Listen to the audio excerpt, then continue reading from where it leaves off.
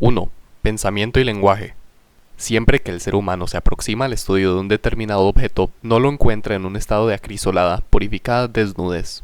Se encuentra con el objeto, y demás, con lo que los otros seres humanos han pensado sobre este objeto. Esto es, el hombre halla el objeto cubierto por el ropaje de una serie de ideas, de una serie de interpretaciones que los otros hombres han hecho de este. Esas otras interpretaciones, esos otros pensamientos, en ocasiones hacen que el objeto se oscurezca, hacen que el objeto no pueda apreciarse con nitidez. Pero, en otras ocasiones, esas ideas, esas interpretaciones, esos pensamientos de otras personas operan como una especie de lente de aumento que permite apreciar la nitidez del perfil del objeto. Sus distintas artistas, esto es, le otorgan, le confieren claridad al objeto de estudio. Ortega, 1983 c. p. 145. Ahora bien, gran parte de las confusiones que existen sobre el concepto de derecho radican en que suele confundirse con el concepto de derecho con las definiciones que una serie de autores han propuesto sobre este. Curiosamente, los manuales de introducción al derecho, al ocuparse de analizar dicho concepto, no hacen cosa distinta a la de discurrir en forma asistemática, mnemotécnica sobre las definiciones que ciertos autores importantes han propuesto sobre el concepto de derecho. Se nos citan, por ejemplo, la definición de Kelsen, 1995b, pp. 46 ISS, orden coactivo regulador de la conducta humana, la de Tomás de Aquino, 2004 p.8, ordenación de la razón, dirigida al bien común y promulgada por aquella autoridad que tiene a su cargo una comunidad, la de Kant, 2005 p.46, conjunto de condiciones bajo las cuales el arbitrio de uno puede conciliarse con el arbitrio del otro, según una ley general de libertad. La de Stamler, 2007 pp.85 ISS, querer entrelazante, autárquico e inviolable. Para abordar con rigor el estudio de dicho concepto, lo primero que debemos hacer es precisar el concepto de concepto y diferenciarlo del concepto de intuición, del concepto de denominación y del concepto de definición. Intuición, concepto, denominación y definición son realidades distintas, claramente diferenciables. Veamos. Comencemos por afirmar que la intuición y el concepto hacen parte del pensamiento, la denominación y la definición del lenguaje. El lenguaje es un objeto cultural, específicamente es el vehículo, el instrumento a través del cual se expresa el pensamiento. El lenguaje, dice Ortega y Gasset, 1983 k, fue creado por el hombre debido a su ubérrima capacidad de imaginación, de construcción de mundos imaginarios, incluso de mundos fantasiosos. La imaginación es esa cadena de imágenes que discurre por la mente, que si se compadece con la realidad se llama memoria, y si no, se llama fantasía. El hombre, pues, producto de la construcción de esos mundos imaginarios, incluso fantasiosos, se ve obligado a participar, a comunicar esos mundos a otros seres racionales, buscando interpretación para los mismos. Esa necesidad, dice Ortega, de participar a los otros hombres de esos mundos imaginarios que lo asustan, que lo angustian, llevan al hombre, como ya se dijo, a crear el lenguaje, a crear un instrumento, un vehículo a través del cual pueda comunicar esos mundos imaginarios, pueda comunicar su pensamiento, reclamando, con miras a su sosiego, una interpretación. P. 252 ISS. La denominación, entonces, hace parte del lenguaje. La denominación, denomen, ponerle nombre, es un conjunto de signos lingüísticos que indican, que señalan, un determinado objeto, un determinado concepto. La función de las palabras, dice Ortega, radica en diferenciar las cosas, en diferenciar los conceptos. Ortega, 1983 k. 191. Por ello, dice Borges, 2005, en los 4 primeros versos de su poema El Golem, sí, como afirma el griego en el Cratilo, el nombre es arquetipo de la cosa. En las letras de rosa está la rosa, y todo el Nilo en la palabra Nilo. P. 193. El griego al que se refiere Borges es Platón. El Cratilo es uno de los diálogos de Platón, 2011. En el que se discute, tratando de establecer, aunque sin esta terminología, si las palabras son signos o son símbolos. Signos y símbolos son, por esencia, objetos representativos de algo, mas el signo tiene una relación natural con el objeto representado, por ejemplo, la relación existente entre el humo y el fuego. El símbolo, por el contrario, guarda una relación convencional con el objeto representado. pp. 529 ISS. Hoy, para la mayoría de los filósofos, las palabras son símbolos, son convenciones, pues no guardan una relación natural con el objeto representado. Por su parte, la expresión arquetipo a la que se refiere el poema significa el modelo ideal de algo. Según Pedro Salinas, 2002, en su escrito titulado En defensa del lenguaje, el lenguaje es el primer y el último modo que se le da al hombre de tomar posesión de la realidad, de adueñarse del mundo. El hombre, según Salinas, toma posesión de las cosas, por indómitas y gigantescas que éstas sean, nombrándolas. Hasta lo inefable, que es aquello que no se puede expresar con palabras, necesita de un nombre, necesita llamárselo inefable. pp. 364 ISS. Así, en Inigualable Texto, dice Salinas, 2002. Cuenta el poeta Juan Maragall que en cierta ocasión llevó a una niña de algunos años, que no conocía el mar, a la orilla del Mediterráneo, deseoso de ver el efecto que causaba en ella esa primera visión. La niña se quedó con los ojos muy abiertos y, como si por el propio mar le enviara, dictado por el aire, su nombre, dijo solamente: «Mar, el mar». La voz es pura defensa. La criatura ve ante sí algo que, por sus propias proporciones, su grandeza, su extrañeza, la asusta, casi la amenaza. Y entonces pronuncia, como un conjuro, estos tres sonidos: «Mar». Y con ellos, en ellos, sujeta a la inmensa criatura indómita del agua, de sus olas, del horizonte, en un vocablo. En suma, se explica al mar nombrándolo, y, al nombrarlo, pierde el miedo, se devuelve a su serenidad. P. 364. Si el lenguaje, entonces, es el instrumento a través del cual el hombre se apropia de la realidad, la medida del mundo, de la circunstancia del hombre, depende de la medida de su lenguaje. Ahora bien, la definición también hace parte del lenguaje. ¿Qué es una definición? Etimológicamente, la expresión definición, definis, significa poner límites, ponerle límites a un concepto. Por tanto, la definición es un conjunto de signos lingüísticos, de símbolos, dirían algunos, que pretenden delimitar, esto es, trazarle el contorno, acotar un concepto. Según Wittgenstein, definir es sustituir un conjunto de signos lingüísticos complejos por un conjunto de signos lingüísticos más simples. Según Aristóteles, definir consiste en indicar el género próximo y la diferencia específica de un objeto. Podemos afirmar, entonces, que definir es sustituir un conjunto de signos lingüísticos complejos por un conjunto de signos lingüísticos más simples, indicando, con dicha situación, el género próximo y la diferencia específica de un concepto. CFR. Capella, 2002, p. 18. Toda definición, para que sea correcta, debe abarcar todo lo definido, y solo lo definido, y lo definido, lingüísticamente, no puede hacer parte de la definición. Por otro lado, la intuición hace parte del pensamiento. ¿Qué es intuición? La expresión intuición proviene de la expresión latina intueri, que significa ver. La intuición es la imagen que de una cosa se produce en la mente del sujeto como resultado del contacto directo, inmediato, con la realidad.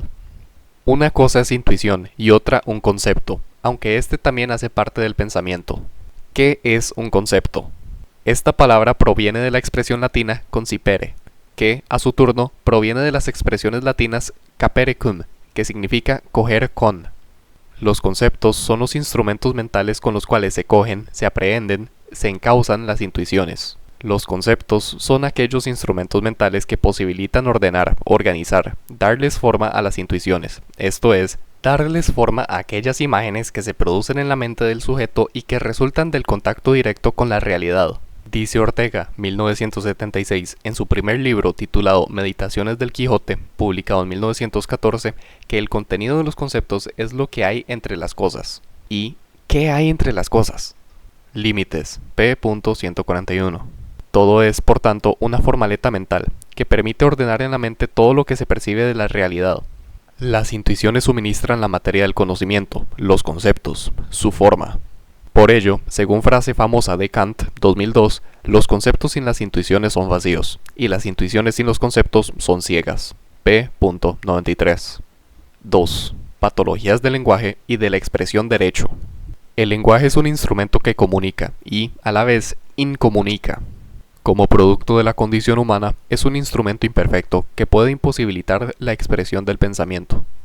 Por una parte, el hombre se ve forzado a tener que expresarse, vertiendo su pensamiento en esas formaletas lingüísticas que se le imponen como uso social.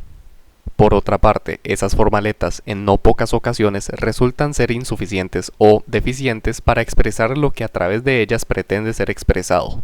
El lenguaje, pues, puede presentar tres graves patologías que impiden el cumplimiento pleno de su función expresiva o representativa, a saber, equivocidad, vaguedad y carga emotiva. Así, una expresión es equívoca si puede ser entendida en varios sentidos. Es vaga si no se encuentran claramente delimitadas las realidades conceptuales a las que se aluden en los sentidos de la expresión. Tiene carga emotiva si su sola pronunciación en el auditorio genera una reacción de adhesión o de rechazo al respectivo discurso. Ahora bien, la denominación derecho es una expresión lingüística bastante precaria, porque no nos indica con claridad y precisión el concepto de derecho. Ello es así porque, como se verá a continuación, esa expresión lingüística padece de estos tres graves problemas, de esas tres graves enfermedades al parecer insuperables. Peces Barba 2000, pp.20 y ss. 2.1. Equivocidad. La locución derecho es equívoca, ambigua, esto es, no dispara unívocamente su significado. Una expresión es equívoca, como ya se dijo, si puede ser entendida en varios sentidos, si tiene varios significados. La primera labor del intelectual, pues, consiste en afirmarles la puntería a los signos lingüísticos de tal manera que se disparen unívocamente sus sentidos, sus significados. Ortega 1998 b. p. 144. La voz derecho es equívoca porque puede ser entendida al menos en 5 sentidos. En primer lugar, el derecho en sentido objetivo. Se utiliza la expresión derecho, así para referirse al derecho objetivo, esto es, al conjunto de normas jurídicas que regulan la conducta humana. En segundo lugar, el derecho en sentido subjetivo. Se utiliza la locución derecho, en este sentido, para referirse al derecho subjetivo, a la facultad reconocida por el derecho objetivo y radicada en cabeza de una persona, para exigir de otra la realización de una determinada conducta. En tercer lugar, el derecho en sentido científico. La voz derecho se utiliza así para referirse a la ciencia del derecho, a aquel saber que se ocupa, sistemáticamente, de estudiar el derecho objetivo, conjunto de normas jurídicas. Se dice, por ejemplo, vengo a estudiar derecho, ciencia del derecho, para ver qué derechos subjetivos, me concede el derecho objetivo. En cuarto lugar, el derecho en sentido axiológico. Se utiliza también la expresión derecho como sinónimo de justicia. Se suele decir, por ejemplo, no hay derecho a que. En quinto lugar, el derecho como ordenamiento jurídico. Finalmente, la expresión derecho se utiliza además como sinónimo de ordenamiento jurídico y en tal sentido se habla, por ejemplo, del derecho colombiano, el derecho francés, el derecho italiano, el derecho español, etc. Bobbio, 1997, p. 141. 2.2. Vaguedad. La expresión derecho es una expresión vaga. Una palabra es vaga si, como ya se dijo, no existe certeza respecto de su significado, si no está claramente delimitada la realidad conceptual a la cual quiere hacerse referencia con dicha expresión. Bien puede ocurrir que una palabra sea equívoca, en tanto tenga varios significados y no sea vaga, por cuanto exista certeza respecto a cada uno de ellos, esto es, que, pese a su equivocidad, estén claramente determinadas las realidades conceptuales a las cuales aluden cada uno de estos significados. Por ejemplo, la voz gato es equívoca, pues puede entenderse en dos sentidos. Por una parte, se refiere a un animal, por la otra, a un dispositivo hidráulico para elevar los carros. Sin embargo, dicha locución no es vaga, porque existe certeza respecto a cada uno de esos significados, es decir, están claramente delimitadas las realidades conceptuales a las que aluden tales sentidos. Con todo, la expresión derecho no solo tiene varios significados, no solo es equívoca, sino que, además, no están claramente delimitadas las realidades conceptuales a las que alude cada uno de esos significados. Veamos cuáles son las realidades conceptuales a las que puedan aludir cada una de esas 4 primeras acepciones de la expresión derecho, ya mencionadas. En primer lugar, el derecho en sentido objetivo o derecho objetivo. En este sentido, no está claro si el derecho objetivo es solo el derecho positivo o si, además del derecho positivo, dicha locución incluye al llamado derecho natural. En el pensamiento jurídico existen dos grandes corrientes, con los más variados matices al interior de las mismas, que gravitan en toda disputa teórica sobre cualquier fenómeno jurídico. El iuspositivismo y el iusnaturalismo. Bobbio, 2015, pp.122 ISS. El iuspositivismo o positivismo jurídico es aquella corriente del pensamiento jurídico que afirma la existencia exclusiva del derecho positivo. El único derecho que existe es el derecho puesto o impuesto por el hombre. El derecho objetivo se reduce entonces al derecho positivo. Para los positivistas, las expresiones derecho objetivo y derecho positivo son sinónimas. No confundamos, y valga desde ya hacer la anotación, el positivismo jurídico, corriente del pensamiento, con el derecho positivo, objeto de estudio. Por su parte, el iusnaturalismo es aquella corriente del pensamiento jurídico que afirma la existencia de una dualidad de derechos, a saber, el derecho positivo y el derecho natural. Afirma la subordinación del derecho positivo al derecho natural y, por ende, la superioridad del segundo respecto al primero. Para los iusnaturalistas, el derecho objetivo no se reduce al derecho positivo, al derecho puesto o impuesto por el hombre. Hay otro derecho, el natural, que integra el derecho objetivo, que es un derecho no puesto, sino presupuesto. Bobbio 2004, pp.67 ISS. El derecho natural es, entonces, un conjunto de normas jurídicas inmutables y universalmente válidas. Válidas en todos los tiempos, en todos los lugares y respecto de todas las personas. Contentivas de las esencias que deben informar las prescripciones de todo derecho positivo. El derecho positivo para los iusnaturalistas solo es derecho si contiene esas esencias que proceden ontológicamente a su existencia y que integran el llamado derecho natural. Para los iusnaturalistas, pues, el derecho natural es la esencia que precede a la existencia de los derechos positivos, de los derechos puestos por el hombre, entendiéndose por esencia, como ya se dijo, aquello que hace que una cosa sea lo que es y no es otra. Por tanto, para los iuspositivistas, el derecho positivo es derecho con independencia de cuál sea su contenido. Por el contrario, para los iusnaturalistas, el derecho positivo solo es derecho si en su contenido se reproducen, se realizan, se materializan esas esencias que integran el derecho natural. Así, para los iuspositivistas, por ejemplo para Kelsen, 1995b, el derecho positivo es derecho, así su contenido sea injusto. pp.15 ISS. Para los iusnaturalistas, por el contrario, el derecho positivo solo será derecho si su contenido es justo. Para Tomás de Aquino, 2004, ilustre iusnaturalista, siguiendo en ello a San Agustín, el derecho injusto no es derecho, la ley injusta no es ley, es corrupción de ley. p.46. En segundo lugar, el derecho en sentido subjetivo. En este sentido, la expresión lingüística derecho también es vaga, porque los juristas y, en general, los operadores jurídicos, quienes funcionan con el derecho, suelen emplear la expresión derecho o derecho subjetivo para referirse a múltiples o disímiles realidades conceptuales, específicamente para aludir a distintas situaciones jurídicas de ventaja.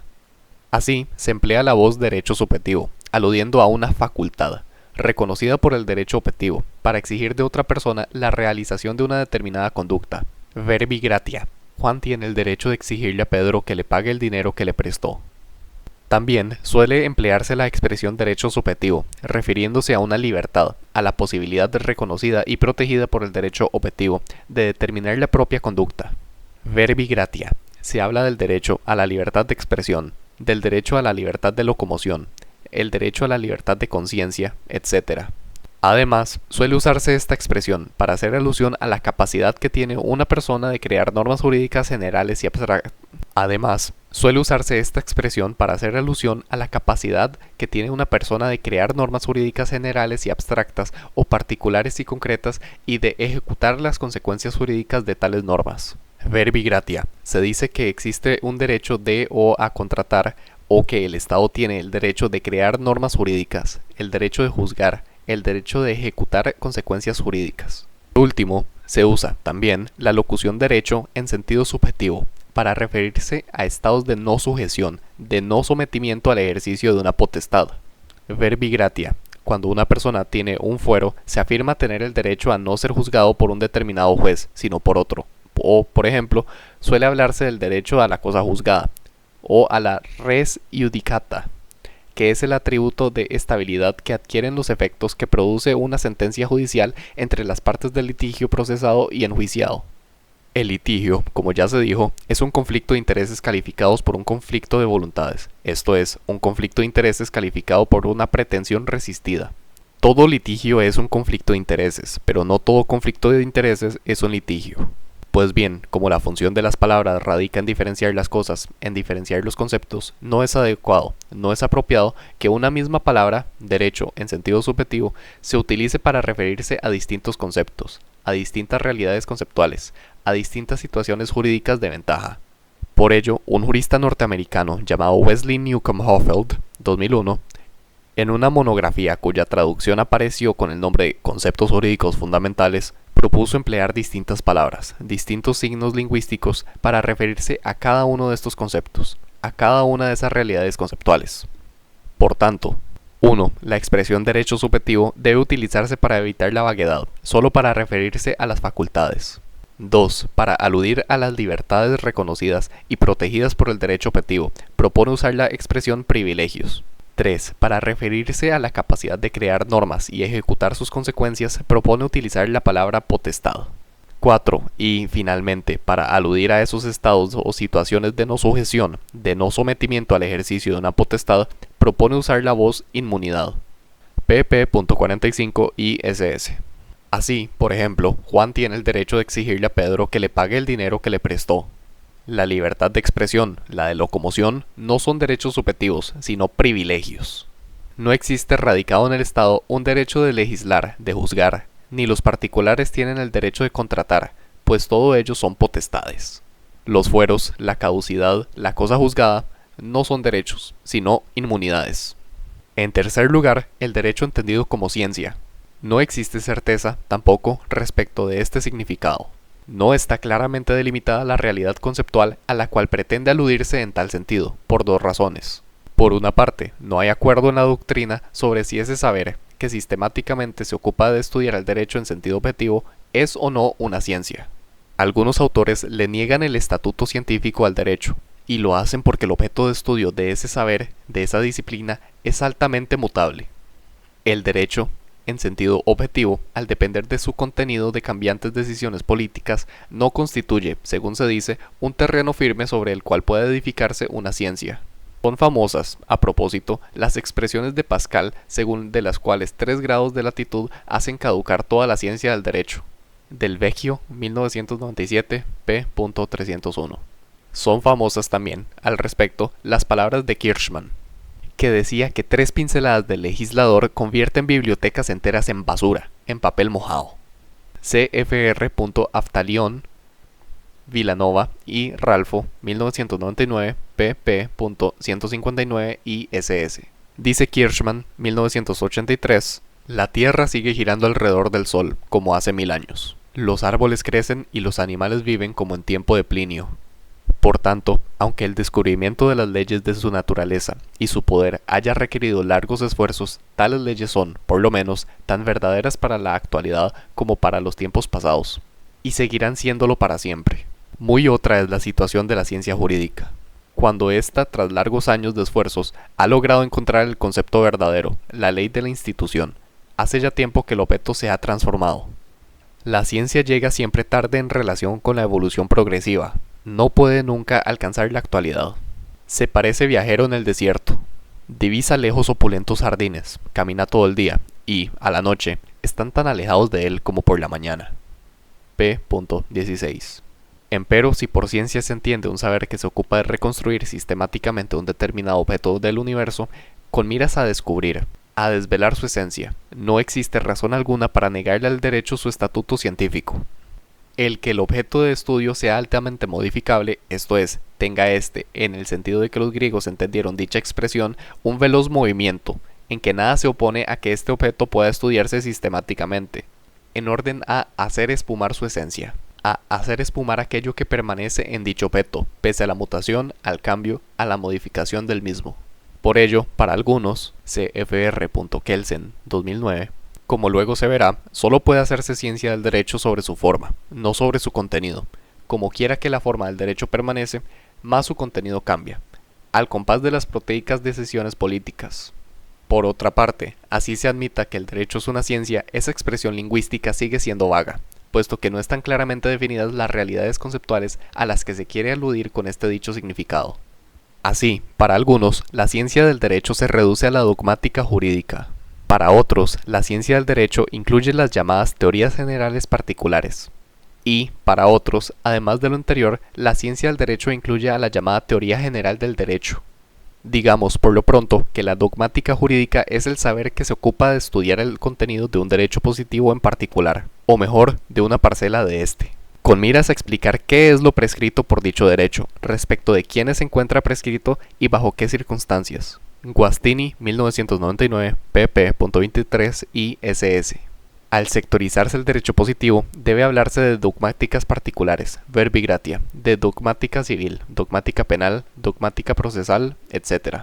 Las teorías generales particulares, por su parte, tienen un mayor nivel de abstracción que las dogmáticas particulares. Las teorías generales particulares, pues, son aquellas que se ocupan de estudiar los conceptos jurídicos que son comunes a una misma parcela de todos los derechos positivos existentes y posibles. Así, por ejemplo, la teoría del delito, la teoría del proceso, la teoría del negocio jurídico, etc. El concepto de delito, por ejemplo, es común al derecho penal de todos los derechos positivos existentes y posibles. El concepto de proceso lo es al derecho procesal de todos los derechos positivos existentes y posibles. La teoría general del derecho, a su vez, constituye el máximo nivel de abstracción de la ciencia del derecho, porque la teoría general del derecho es aquella parte de la ciencia del derecho que se ocupa de estudiar aquellos conceptos llamados conceptos jurídicos fundamentales. ¿Cuáles son esos conceptos? Son aquellos que son comunes a todas las parcelas, a todos los sectores del derecho positivo y a todos los derechos positivos existentes y posibles. Los conceptos jurídicos fundamentales son aquellas formas, formaletas, aquel ropaje que permanece, que es constante en todos los sectores del derecho positivo y en todos los derechos positivos existentes y posibles, con independencia de los contenidos que a esos continentes, que a esas formas o formaletas les atribuya cada derecho positivo en particular o cada parcela de este. Solano 2012b, pp.186 y ss. Así, por ejemplo, el concepto de sanción existe en todos los sectores del derecho positivo y es común a todos los derechos positivos existentes y posibles, con independencia de cuáles sean las sanciones que establezca cada derecho positivo en particular y cada parcela de este.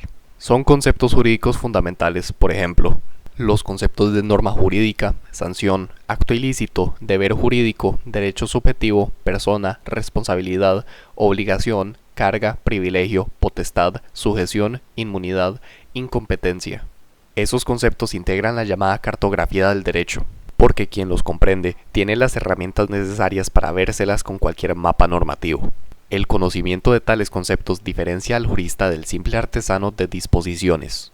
Incluso, y a tal punto es vaga la expresión lingüística derecho en este sentido que algunos, además de lo anterior, incluyen en la ciencia del derecho otras disciplinas como lo son la política jurídica, la estimativa o axiología jurídica, la historia del derecho, la sociología jurídica. Ello es así por cuanto en todo fenómeno jurídico, como se verá, confluyen tres dimensiones: normativa, valorativa y fáctica.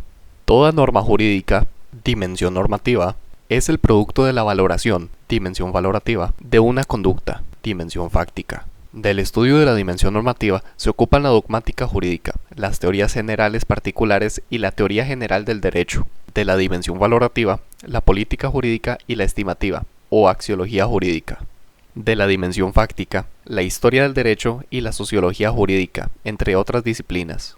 Por supuesto, incluir una u otra disciplina en llamada ciencia del derecho es consecuencia de asumir una determinada postura en relación con la naturaleza del derecho, con su objetivo de estudio. Dígame qué piensa sobre la esencia o naturaleza del derecho y yo le diré cómo estudiarla. Esa parte, se darán cuenta, estaba originalmente en tuteo, pero yo no tuteo, solo ustedeo, entonces la pasé a ustedeo. En cuarto lugar, el derecho como sinónimo de justicia. Este significado también es vago e impreciso. ¿Por qué? Porque para algunos la justicia es un valor absoluto. Existe con independencia de los sujetos. Ello ocurre, por ejemplo, con los jus naturalistas, quienes se adscriben a un objetivismo o absolutismo axiológico. A otros, por el contrario, la justicia es un valor relativo, que depende, por ende, de la idea o concepción que cada cual tenga sobre lo justo y lo injusto. Los jus positivistas, como ocurre con Hans Kelsen, 2005, suelen adscribirse a un relativismo o subjetivismo axiológico o valorativo. Para Kelsen, los supuestos valores absolutos no son más que fórmulas vacías que sirven para legitimar cualquier orden social, desde la más pura democracia hasta la más cruel dictadura. Tanto el demócrata como el dictador pretenden establecer órdenes normativos justos.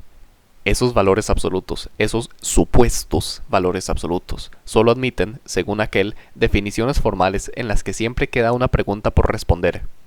Así, por ejemplo, dicen los naturalistas que la justicia es darle a cada quien lo que le corresponde. Se pregunta Kelsen, con algo de razón, ¿qué es lo que le corresponde a cada quien? pp.35 ISS. 2.3. Carga emotiva. La expresión derecho posee una fuerte carga emotiva favorable o positiva. Como ya se dijo, una expresión posee una carga emotiva si, por el solo hecho de ser pronunciada, produce una reacción en el auditorio, ya sea de adhesión o de rechazo al discurso. Hay expresiones lingüísticas que tienen una carga emotiva favorable, en tanto el solo hecho de pronunciarlas provoca adhesión al discurso por parte del auditorio. Por ejemplo, las voces solidaridad, libertad, paz, dignidad humana. Hay otras, por el contrario, que padecen de una carga emotiva desfavorable, provocando emociones negativas. Por ejemplo, el terrorismo, corrupción, comunismo. La expresión derecho, en tanto el auditorio, la identifica con lo que está derecho y no con lo que está torcido. Provoca una reacción de adhesión al discurso, provoca emociones positivas o favorables. Peces Barba 2000, pp.2223. La locución derecho es, en consecuencia, portadora de una poderosa carga emotiva favorable. Esa carga emotiva a tal punto es poderosa que, en las más de las veces, oscurece el concepto, no permite apreciar claramente el concepto de derecho. La expresión derecho, al ser pronunciada en un auditorio, como se advirtió, sugiere una idea de lo recto, de lo que está derecho, no de lo que está torcido. Esa carga emotiva favorable, para los ius positivista, la padece la expresión lingüística derecho, y la padece porque recordemos que para ellos es derecho también el derecho injusto, el derecho con un contenido aberrante. Es derecho incluso el derecho propio de los estados totalitarios.